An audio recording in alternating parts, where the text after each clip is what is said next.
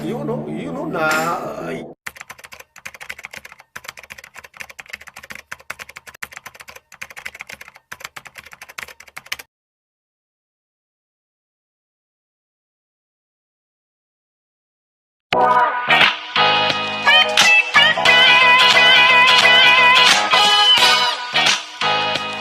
Salamat po tayo Mento and like and share po.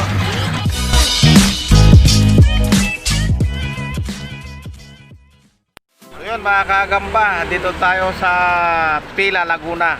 Si Carl, yan. Kumuha siya ng isang kaha. Makita mo, ayan. Ayan. Ayun, no? So shout out mo yung mga tropa mo. Shoutout po kay Away na Bad. Shout out mga nagche-checkpoint, mahigpit ka mo. Okay, sige, thank you mga Carl. Ayun mga kagamba, muli dito sa Santa Cruz, Laguna, si Rodel. Ayan, shout out mo yung mga tropa mo dyan. Oo. Nakakaunta nga pala sa tropa ko sa Los Baños, si Endel. Saka sa pisan ko, si Jonel. Ayun, Oo, ayun. saka si Brian, saka dyan sa may Ugo. Kumuha siya ng dalawang kaha mga kagamba. Ito. Ayan, oh. Thank you sa'yo Rodel, ha. Thank you. Thank you, Hanggang sa muli, Mento. hanggang sa Salamat. muli. So ayun mga kagamba, magandang araw ulit mga kagamba. Ay yung mga nagtatanong dyan yung paano raw malalaman kung Masbate raw o Cebu. Ito, kunting tip lang to mga kagamba, kunting papyaw lang. Ewan ko lang kung paniniwalaan nyo.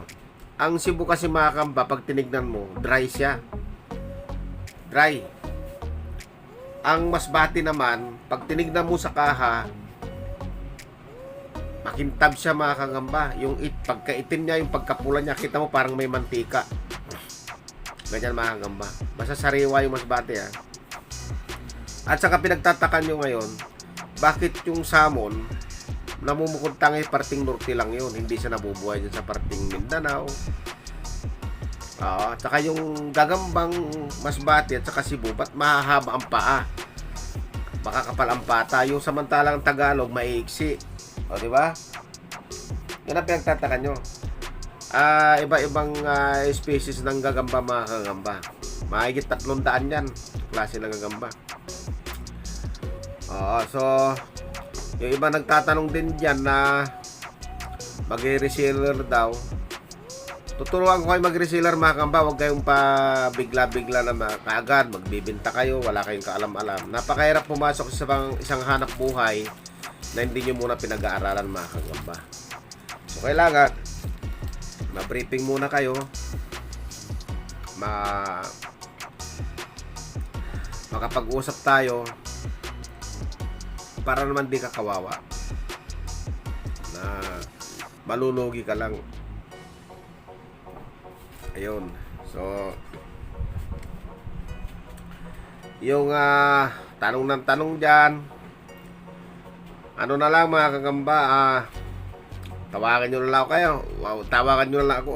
Huwag na puro PM kasi natatabunan. Tapos ang tagal conversation, bandang huli sasabihin, PM na lang po kita. Sige po, salamat.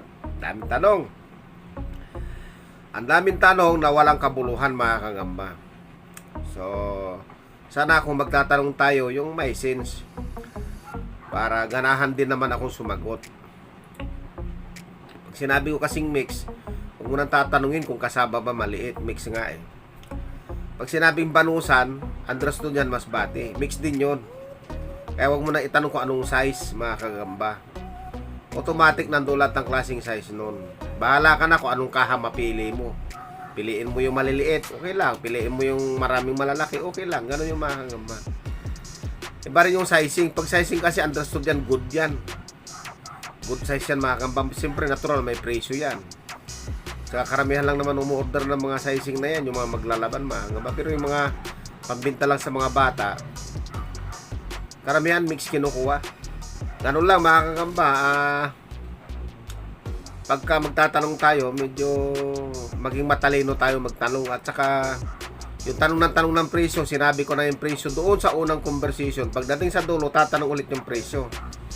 So bago kayo magtanong mga kagamba, para hindi kayo katawa-tawa kung iba kausap nyo, re-revisayin nyo muna yung conversation natin kung nasabi ko na ba yung dapat mong itanong. Hindi yung mayat-maya tanong, eh nasagot ko na nga. Kaya minsan hindi ko na rin sinasagot. Hindi na ako nag-respond sa chat. Hindi kagaya yung tawag mga kagamba. Lahat na ng tanong, i-ready mo na. Sasagutin kita. Okay, i-record mo yung so conversation natin. Para pagka mayroon ka pang hindi alam, i-play mo lang. Pakinggan mo.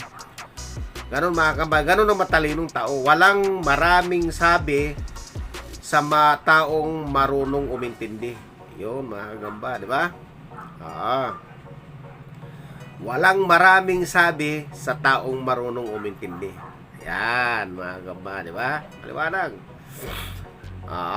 So ayan, may paglalabanin natin dyan. Yan, nakita nyo yung picture. Ayan. May isuglod dyan mga kagamba, yung paglalabanin natin.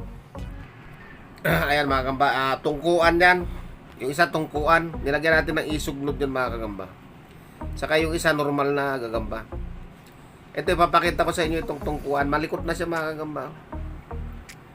Lagyan ko na isuglod yan, baka sakaling lumaban siya. Ayan. Tungkuan niya mga kagamba. Ayan. Lalabas natin magiging kalaban niya. So siguro nilagyan natin isuglod ito mga kagamba, ilang minuto pa lang. Ayan o. Ayan ang mga kalaban niya. Normal na gagamba mga kagamba. Pwede na rin natin silang paglabanin. Pakikiramdaman natin kung tumalab na ba yung isuglod. Kasi nakaka 10 minutes na sila. So, paglabanin na natin mga kagamba kung epektibo na ba ang isuglod. Kasi wala tayong white devil ngayon. Hindi kagaya ng white devil. Mabilis umepekto mga kagamba. Wala pa yung si pinadala ni Kasapi. No? Tulog lang yung tungkuan. Ayan. Tulog lang yung tungkuan mga kagamba. Ayun. Oy. Oh. Yun nadali sa puwit yung tungkuan mga kagamba. Ayun na. Ayun, binilot ka agad. Magaling itong isa na to. Mahusay. Ayan. Mahusay mga kagamba. Effective ka agad yung yung isuglod. Ayan. Kita nyo? Ayan kinagat na kaagad siya. So yun mga kagamba. Next fight tayo. Ayan. Picture. Tungkuan pa rin yan mga kagamba at saka normal na gagamba. Isilid na natin to. Isang tungkuan pa rin at saka isang normal na gagamba. Nilagyan natin na isuglod to. So siguro umipikto na kasi wala naman kasing buto yan para matagal umipikto Ayan. Ito natin yung normal na gagamba. Ayan mga kagamba yung normal. Ayan. Ito yung tungkuan. Ayan. Ayan yung tungkuan. Ayan. Ayan. Okay, paglabanin na natin. Ang galing nung pinakita nung laban nung dalawa. Tulog ng tulog yung tungkuan mga kambayan. At saka bigla siyang kita mo? Bakit nagulat yata yung normal na gagamba mga kagamba? Nagulat yata yung normal na gagamba sa disungay. Tulog lang yan mga kagamba. Ganyan lang tungkuan. Nagulat yung normal na gagamba sa disungay. Ayan nagulat siya. Sige, punta mo ulit.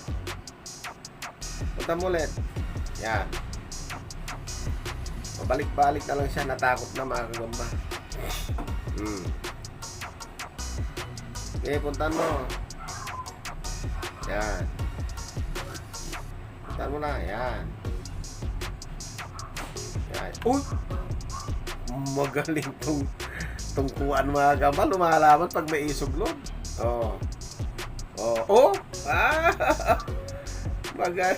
Ang liit pa nito, ang liit pa.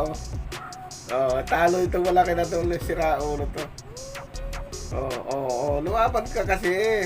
Yun! Nakadali yung tungkuan mga kagamba. Dinali rin nung normal na gagamba. Ayun Tignan nyo. Nadali. Ayan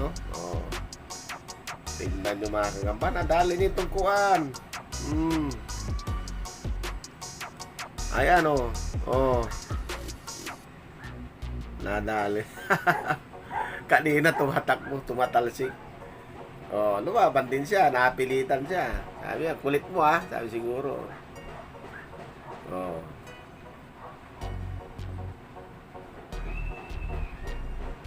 Ayun. Binilimutan na, binilot-bilot na mga gamba. Oh.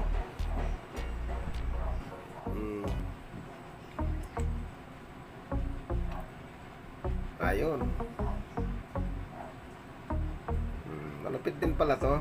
Lumaban din. So yun mga kakamba. Napanood nyo ulit ang isang magandang laban. Ayan. Isilin na natin siya. So yun mga kakamba. Hanggang sa muling pag-upload. Abangan nyo lagi ulit mga kakamba. Shout out kay Spider Dog. Kaya shout out na kay Sir Joseph. Diyan sa taga dyan sa May Cubao, yung dating sponsor namin, si Sir Diggs. Kumusta na kayo mga sir? Di na kayo nagparamdam yung mga sponsor natin yan na medyo very supportive sa atin mga kagamba. Sir Diggs, paramdam ka rin pag may time. So yun mga kagamba, hanggang sa muli. Maraming salamat.